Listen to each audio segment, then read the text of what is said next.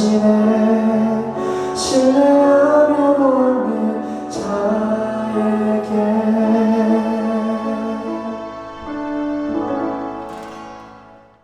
자, 오늘 하나님이 우리에게 주시는 말씀 창세기 45장 1절부터 15절의 말씀을 함께 보도록 하겠습니다.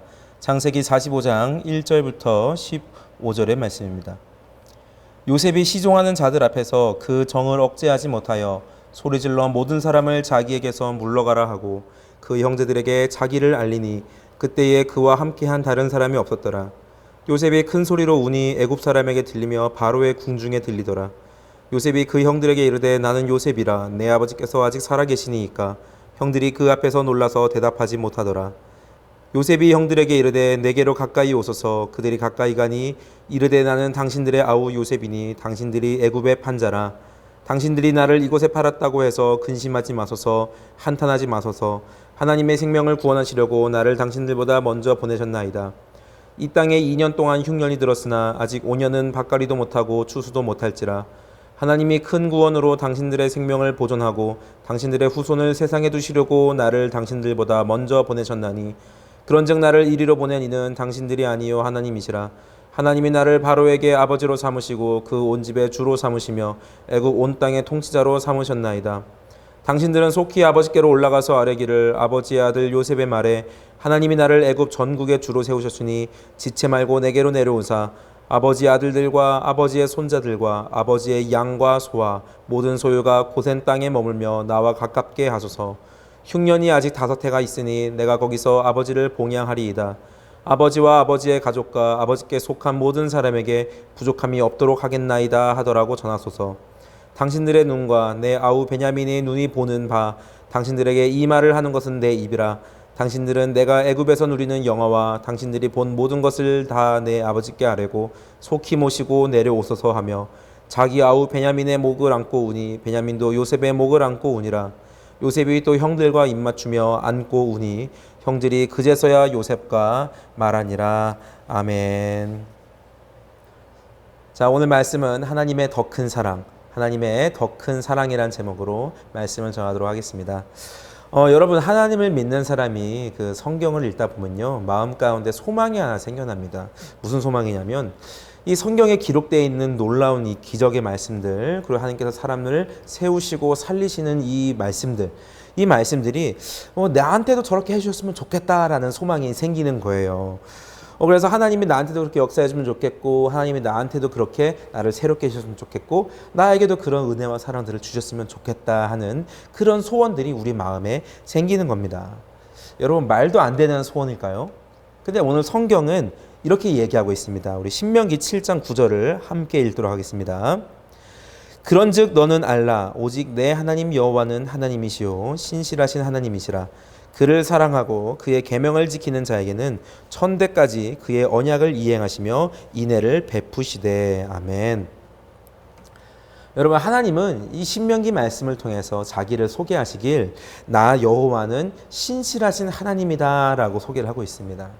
여러분, 신실하다는 말을 한 번쯤은 들어봤을 텐데요, 이 말뜻은 속이거나 사악함이 전혀 없이 순수하고 진실하다라는 말뜻입니다. 이것이 그래서 누군가에게 저 사람은 참 신실해 라고 칭찬을 한다면 이 사람은 그 마음에 악의가 하나 없고 순수하고 정직한 사람이라는 뜻이에요.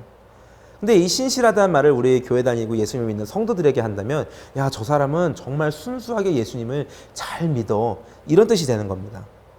근데 이 신실하다는 표현을 우리의 하나님께 사용한다면 뜻이 조금 달라져요. 어떤 뜻이냐? 하나님의 그 구원 사역에 변하지 않은 불변성을 이야기하는 겁니다. 무슨 말이냐면 하나님은 변함없이 이 성경을 통해 하신 약속을 옛날이나 지금이나 항상 지켜주신다라는 그 뜻이에요. 이 성경이 기록된 그 처음 순간에 그때의 이야기나 아니면 21세기를 살아가는 오늘에도 하나님은 동일한 그 약속과 동일한 그 약속의 이행을 우리에게 변함없이 해주신다는 거죠. 그 하나님을 이야기할 때에 하나님은 신실하다라고 이야기를 하는 겁니다. 그러니까 여러분, 이 말씀을 읽을 때 우리 마음에 소망이 생기는 게 당연한 거예요. 왜냐하면 하나님의 말씀을 읽을 때, 오늘 우리 요셉의 말씀을 읽었잖아요. 요셉이 그 큰 고난을 당했는데 그 고난에서 대역전이 일어난 것을 보면서 와, 하나님이 나도 고난 당할 때에 이런 대역전을 이뤄 주시겠구나, 그것을 생각하면 우리 마음에 소원이 생기고 소망이 생기는 게 당연한 거죠. 그래서 저는 오늘 여러분에게 하나님께서 요셉의 삶을 어떻게 변화시켰는지 소개해 드릴 겁니다. 그러면서 그 요셉의 삶에서, 그 고난에서 요셉을 벗어나게 하신 그 하나님의 그 성실하심이, 신실하심이 우리의 삶 가운데도 어떻게 이루어지는지를 이야기하려고 합니다. 그래서 오늘 예배를 드리는 중에 우리 마음 가운데 이 신실하신 하나님을 더 믿고 더 의지하게 되는 그런 소망이 생기기를 바랍니다. 여러분, 지난주에는 요셉이 엄청난 고난을 당했죠. 근데 이제 그 고난이 끝이 났습니다. 보디발의 아내를 겁탈하려고 했던 이 요셉, 그 요셉의 누명이 벗겨졌어요. 바로가 이 보디발을 설득해서 보디발의 딸과 요셉을 결혼시킴으로써 그 모든 누명이 벗어지게 됐습니다. 그리고 이제 노예 상태에 있던 이 요셉을 이 바로가 평민으로 만들고 다시 애굽의 총리로 임명했습니다. 그렇기 때문에 이 요셉이 겪었던 모든 고난이 완벽히 사라지게 되는 거예요. 야, 여러분, 이 요셉이 이 날을 얼마나 기다렸을까요? 자기의 모든 누명이 씻겨지고 자기의 신분이 다시 상승하게 되는 그것을 얼마나 기다렸을까요? 아마 그 자기가 애굽 총리가 되고 누명이 벗겨지는 그 순간에 요셉은 정말로 펑펑 울었을지도 모릅니다. 너무 기쁘고 그동안에 그 자기가 겪었던 고난이 주마등처럼 자기 눈앞을 싹 스쳐가면서 그 힘들었던 날들이 생각이 나면서 정말로 펑펑 울었을지도 모릅니다. 여러분, 아까 하나님의 신실하심을 이야기했죠. 지금 21세기에 이 성경이 기록됐던 그때 처음과 동일하게 하나님은 우리에게 나타나시고 역사하시는 그 신실한 말이죠. 그래서 그 신실하신 하나님이 요셉을 회복시켰던 것처럼 오늘날도 우리가 고난당할 때에 우리를 그렇게 새롭게 회복시켜 주시기를 원합니다. 그러면 여러분은 그 신실하신 하나님을 그 순결한 믿음 가지고 나아가기를 소망합니다. 여러분, 요셉의 고난은 다 끝났습니다.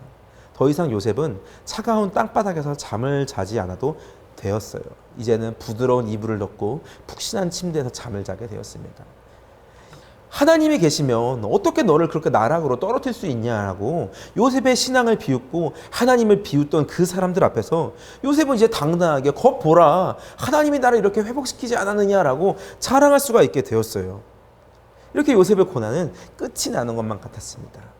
그런데 여러분, 요셉은 자기가 전혀 생각하지도 못한 문제 때문에 괴로워합니다. 어떤 문제였을까요? 성경에 자세하게 나와 있지 않지만 제가 이 성경을 읽으며 이 예언자적인 상상력을 조금 발휘를 해 보았습니다.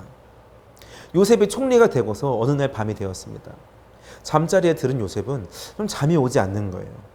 그래서 자리에서 일어나서 물도 마셔보고 집안을 이리저리 다녀보기도 했습니다. 그래도 도저히 이 찝찝한 기분이 없어지지가 않는 거예요. 발코니로 나갔습니다.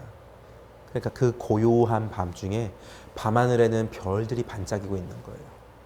요셉은 그 별들을 보고 생각했습니다. 와, 내가 이렇게 별들을 보고 있던 게 얼마만이지? 그런데 이때 갑자기 요셉에게 어릴 적 자기가 꾸었던 그 꿈이 하나가 생각이 나는 거예요. 그 꿈에서 요셉은 별이 되었습니다. 그랬더니 갑자기 태양이 된 자기 아버지가 와서 자기에게 절을 하는 게 아니겠어요? 문득 요셉은 그 아버지가 너무 보고 싶었습니다. 아, 아버지, 내가 그렇게 보고 싶던 아버지, 내가 이제 이 애굽의 총리가 되었으니까 이제 아버지를 보러 갈 수 있지 않을까? 아버지를 보러 가야겠다. 그런데 그 꿈에 이 별들로 변한 요셉의 형들도 나타났습니다. 이 아버지를 생각하니까 갑자기 그 집에 있을 형들도 생각이 나는 거예요. 그러자 요셉이 갑자기 그 마음 가운데 형들을 향한 분노가 막 일어나기 시작합니다. 도무지 형들을 용서할 수가 없었어요. 아무리 요셉이 미워도 그렇지 어떻게 그 동생을 죽이려고 그 깊은 구덩이에다가 던져버릴 수가 있냐 이거예요.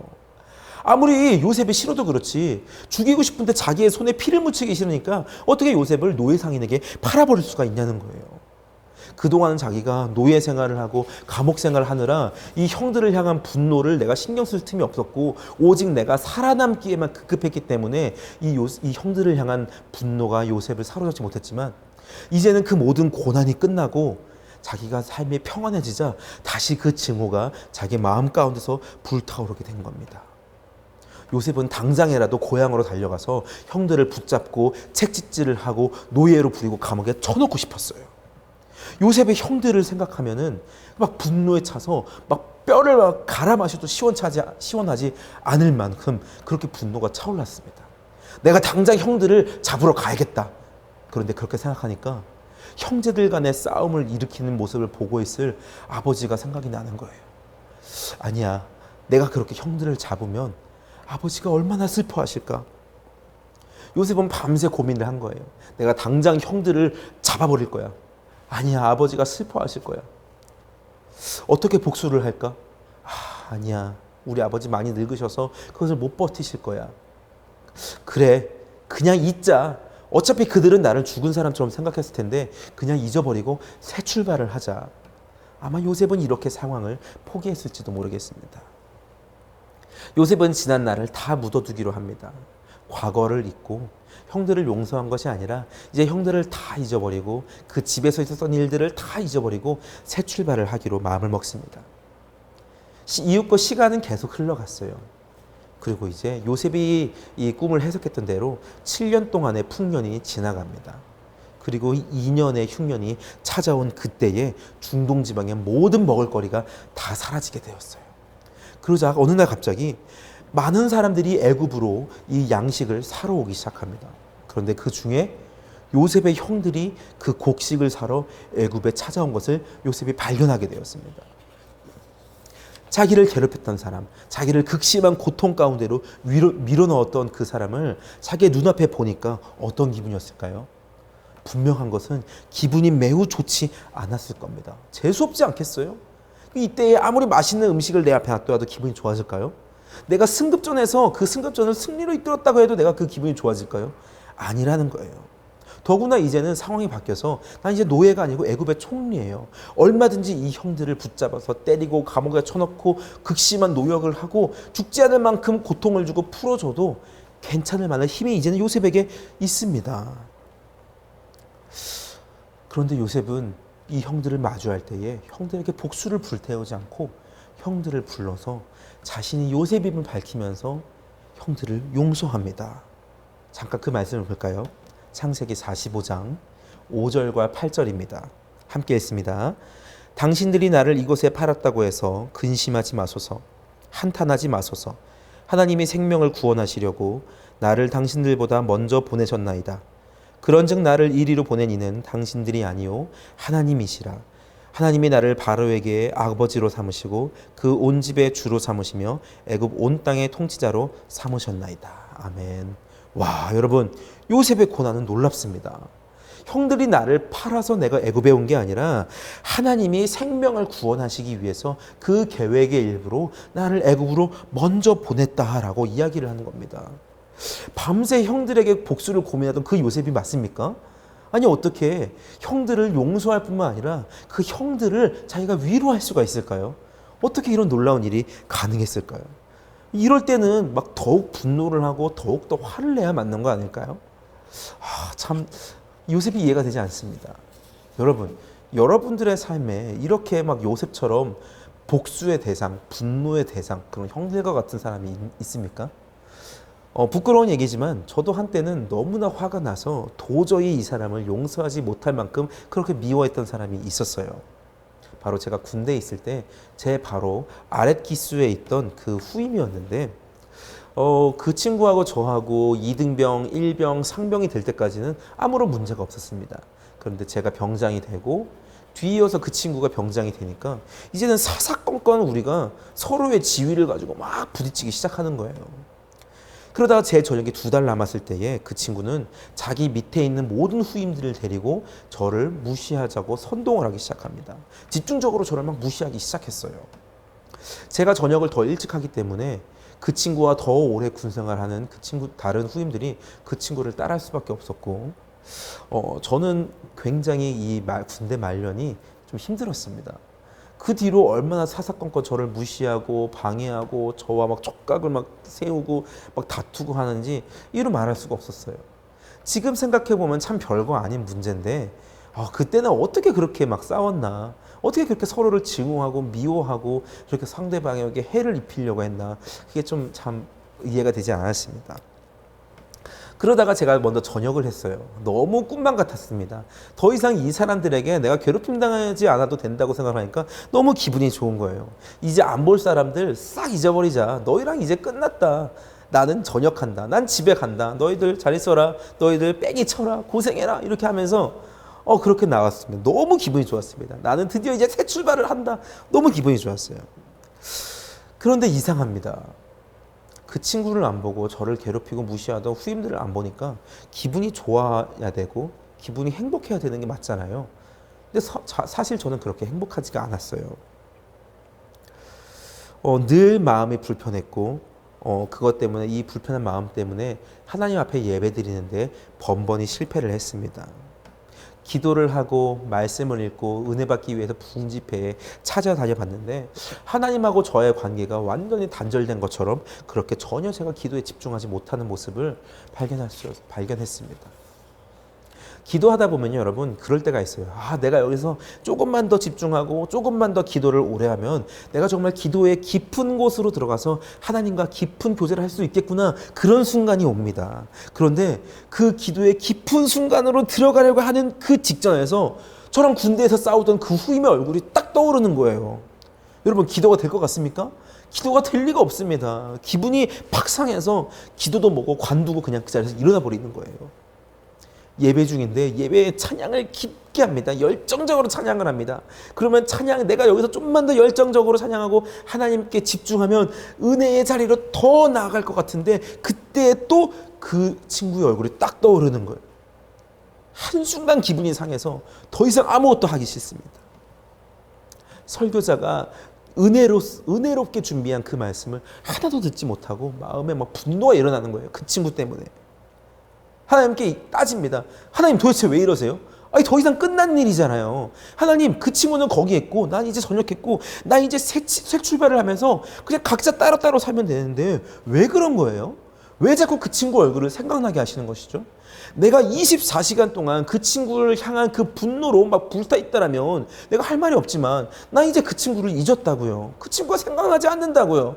그런데 왜 내가 은혜 받으려고 할 때마다 그 친구의 얼굴을 생각나게 하시는 겁니까? 너무 화가 나고 너무 분해가지고 막 씩씩거리고 있는 저에게 하나님은 제 마음 가운데 딱 한마디 하셨습니다. 상훈아, 그 친구 용서해라. 와, 여러분, 너무 잔인하지 않습니까? 하나님, 무슨 말씀이세요? 그 친구가 나한테 싹싹 빌어도 용서해 줄까 말까 하는데 내가 그 친구를 용서를 하라고요? 말도 안 되는 말입니다. 지금 와서 무슨 용서예요? 앞으로 그 친구 볼 일 없어요. 그냥 그 친구는 그 친구대로, 저는 저대로 그냥 살게 놔두세요. 저는 그 친구를 용서할 마음이 없었습니다. 용서하고 싶지도 않았어요. 오히려 나에게 용서를 말씀하시는 하나님이 너무나 미웠습니다. 그런데 그러면 그럴수록 제 마음은 더 불편해졌고, 그러면 그럴수록 제 마음은 더 괴로워졌고 은혜를 받지 못하는 날들이 길어졌습니다. 하나님 앞에 은혜를 받지 못하고 하나님과의 관계가 단절돼 버리고 내가 드리는 모든 예배마다 다 실패해 버리니까 너무 힘들어서 견딜 수 없는 날들이 길어지는 거예요. 어쩔 수 없었어요. 그래서 저는 너무나 분하고 너무나 억울하고 너무나 화가 나는데도 막 씩씩거리면서 막 눈물이 분해서 나오는 그러는 가운데 저는 눈물 흘리면서 엉엉 울면서 하나님한테, 하나님, 제가 졌습니다. 하나님, 나 그 친구 용서할게요. 라고 얘기할 수밖에 없었습니다. 너무 억울해서 용서하기 싫었지만 하나님과의 관계를 생각하면 하나님이 주시는 그 은혜와 사랑이 내게 더 소중하기 때문에 나의 자존심을 버리고 그냥 용서한다라고 얘기한 거예요. 실제로 제 마음은 용서할 마음이 전혀 없었지만 용서한다고 얘기를 했습니다. 그때입니다. 그때 누군가 저를 막 꽉 안아주고 등을 다독여주는 그런 느낌을 받은 거예요. 마치 하나님이 저를 꽉 안아주시면서 잘했어, 괜찮아 이렇게 얘기해 주시는 것만 같았습니다. 그리고 하나님은 내 마음에 감당하지 못할 그런 사랑을 막 부어주셨어요. 여러분, 분무기로 뿌리는 것이 아니라 물 양동이로 부어주시는 것처럼 사랑을 부어주셨어요. 그냥 물만 적시는 것이 아니라 완전 물이 차고 넘칠 정도로 부어주셨습니다. 그렇게 어마어마한 사랑이 제 마음에 한꺼번에 밀려 들어오니까 저는 제 마음 가운데 있던 괴로움과 슬픔과 상처들이 그 사랑으로 한순간 치유되는 것을 느꼈습니다. 그리고 제 마음에 가득 차 있는 이 주님의 사랑에 감격해서 더 큰 소리로 막 엉엉엉 울 수밖에 없었어요. 그 뒤로 4년이 지났습니다. 4년이 지나고 제가 어떤 공원에 갔는데 그 공원에서 그 친구를 만난 거예요. 여러분, 길에서 나랑 원수였던 사람을 마주치면 어떨까요? 기분이 확 상해가지고 막 뒤돌아서 가지 않을까요? 아니면 가갖고 막 멱살 붙잡고 너 나한테 어떻게 그럴 수 있냐? 너 잘 만난다. 그렇게 하지 않았을까요? 근데 신기하게도 분명 저는 그런 일이 있으면 발길을 돌려서 그 자리를 떠나버리는 사람입니다. 좀 소심하죠? 그런데 그때 저는 너무나 반갑게 그 친구한테 가가지고 인사를 하고 야, 잘 지냈냐? 어떻게 지냈어? 만나서 반갑다. 먼저 악수를 청하고 그랬어요. 나 이 근처에서 전도사로 있어. 야, 너 이 근처에 사니? 그럼 우리 자주 만날 수 있겠다. 우리 자주 연락하자. 너무 만나서 반갑다. 이렇게 막 이야기했어요. 우리 자주 보자. 그런데 그 친구가 너무 당황해하는 거예요. 군대에서는 저한테 그렇게 막 눈을 부라리면서 치켜뜨고 막 대들던 친구가 겸손하게 이 자세를 공손하게 하면서 형님 잘 지내셨어요? 안녕하셨죠? 형님 만나서 너무 좋네요. 이렇게 얘기를 하는 거예요. 그래서 저는 그 친구를 축복하고 사랑으로 축복하고 돌려보냈습니다. 여러분, 하나님께서 제게 제 마음 가운데 그 어마어마하게 큰 사랑을 부어주시니까 그 친구에게서 받은 그 모든 상처가 사라지게 된 겁니다. 하나님께서 오직 제 마음에 사랑만 남게 하셨고 더 그 큰 사랑을 저에게 주시려고 제 마음에 잠깐 괴로움을 허락하셨다는 거예요. 이 말씀을 준비하면서, 오늘 말씀을 준비하면서 왜 그 친구와의 일이 생각날까 생각을 해보니까 요셉도 아마 이렇겠구나. 형들을 용서하지 못하고 그냥 잊자라고 생각을 했겠는데 하나님이 억지로라도 요셉을 용서하게 했구나라는 생각이 들었습니다. 아마 요셉도 저처럼 형들을 만나기 그 전에 형들한테 이렇게 용서한다고 하나님 앞에서 얘기했을지도 모르겠습니다. 그럴 때에 하나님께서 그 요셉의 지치고 상처 입은 그 마음을 큰 사랑을 부어주심으로써 다 해결해 주셨는지도 모르겠어요. 그래서 요셉이 형들을 만날 때에 복수심에 불타지 않고 사랑으로 용서할 수 있었는지도 모르겠습니다. 여러분의 삶 가운데는 이 요셉의 형들처럼 저의 군대 후임처럼 그렇게 막 증오하고 미워하고 여러분의 삶의 재미를 빼앗아가는 사람이 있습니까? 이 사람 때문에 학교 가기 싫고 이 사람 때문에 교회 오기 싫고 이 사람 때문에 집에 들어가기 싫은 그런 내 인생에 정말로 용서할 수 없는 그런 원수 같은 사람 여러분 있습니까? 그 사람만 생각하면 오직 복수가 나고 그 사람이 나한테 한 악행들이 생각이 나서 분노를 참을 수 없는 그 증오와 저주의 대상, 그런 사람을 요셉이 용서한 것처럼 우리도 용서할 수 있을까요? 아무리 우리가 예수를 믿는다 하더라도 그것은 쉽지 않은 겁니다. 여러분, 우리는 미워하는 것이 당연해요. 우리의 죄악된 본성이 사람을 미워하도록 우리를 부추기기 때문입니다. 그런데 여러분, 우리 마음 가운데 다른 사람을 미워하는 그 미움과 증오와 분노로 가득 차 있다면 우리 마음에는 하나님의 사랑이 들어올 자리가 없습니다. 우리 마음에는 하나님의 사랑이 들어올 수가 없는 거예요. 증오가 우리 마음에 있는 상처에다가 염산을 붓고 상처가 골아 터지게 만들지라도 그 상처를 치유할 수 있는 하나님의 사랑이 들어올 자리와 틈이 없는 겁니다. 내 마음 가운데 증오와 미움과 분노가 가득 차고 있기 때문에. 그래서 여러분, 우리는 억지로라도 하나님 앞에서 그 사람들을 용서한다라고 말할 수 있어야 돼요. 그리고 그 사람들을 용서한다라고 말할 때 내 마음 가운데서 사라져버리는 증오와 미움과 다툼들을 볼 수 있어야 합니다. 아무리 억울하고 아무리 싫고 아무리 분하더라도 그 사람들을 용서한다라고 말하는 것입니다. 우리는 그 한마디를 해야 하는 거예요. 주님이 십자가에서 자기를 향해 못 박는 사람들을 하나님 아버지 저 사람들을 용서하여 주시옵소서라고 얘기한 것처럼, 스데반이 자기에게 돌을 던져 자기를 죽이는 사람들에게 하나님 저들을 용서해 주세요라고 얘기한 것처럼 우리는 그들을 용서한다라고 하나님 앞에 이야기를 하는 겁니다. 그러면 우리 마음 가운데 있는 증오가 빠지고 하나님의 사랑이 들어오게 되는 겁니다. 증오가 사라진 자리에 증오보다 더 큰 사랑이 우리 마음 가운데 자리 잡게 되는 겁니다. 증오가 만든 상처를 하나님의 사랑이 치유하게 되는 겁니다. 말씀을 마무리하겠습니다. 우리 중고등처 여러분, 만약 여러분에게 지금 원수처럼 여겨지는 사람이 있다면, 또는 앞으로의 여러분의 삶에서 그런 사람을 만나게 된다면 그 사람을 용서할 수 있도록 큰 사랑을 부어주실 하나님을 기억하시기 바랍니다. 하나님은 요셉에게 더 큰 사랑을 부어주신 것처럼 21세기의 저에게도 똑같이 더 큰 사랑을 주신 것처럼 지금도 앞으로도 원수를 용서한다라고 말하는 여러분들에게 여전히 동일한 은혜와 신실하심으로 여러분의 모든 억울함과 상처를 더 큰 사랑으로 회복시켜 주실 줄을 믿습니다. 우리의 마음이 증오로 가득 차지 않게, 아픔과 상처로 병들지 않게 더 큰 사랑으로 우리의 마음을 치유하시는 하나님의 은혜에 감사하는 여러분 됐으면 좋겠습니다. 또 과거에도 그랬던 것처럼 오늘날에도 우리에게 똑같이 행하실 신실하신 하나님을 향한 그 여러분의 신실한 믿음이 여러분의 심령 깊은 곳에 자리 잡기를 우리 주 예수 그리스도 이름으로 간절히 소망합니다. 아멘. 기도하도록 하겠습니다. 사랑과 은혜가 풍성하신 하나님 아버지, 오늘 요셉의 용서를 들으면서 우리의 마음 가운데 증오와 미움과 분노가 자리 잡힐 때에 하나님의 사랑이 들어올 자리가 없다라는 것을 배웠습니다.